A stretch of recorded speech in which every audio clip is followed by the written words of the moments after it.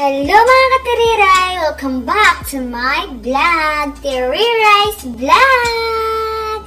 Nga pala mga katiriray, may kunting advice lang talaga ako. Hindi mo siya advice, parang may kunting sasabihin lang ako tungkol sa mga OFW, sa aming mga OFW na katulad ko din. Gusto ko pong malaman nyo na may mga OFW madalas ngumingiti yan. Pero tandaan nyo, hindi lahat ng ngiti nila ay totoo. Dahil sa likod ng maamo nilang mukha, ay may dinadalang mapait na karanasan. Ahon lang yung pamilya nila sa kahirapan. Ilan po mga katiriray, abangan nyo yung next video ko. So, ang mga karelate lang po dyan yung mga OFW po na kagaya ko. So, ang masasabi ko lang, maipapayo ko lang sa kanila, mag-iingat lang tayo dito at saka magpapakatatag tayo lagi kasi lalo na malayo tayo sa ating pamilya.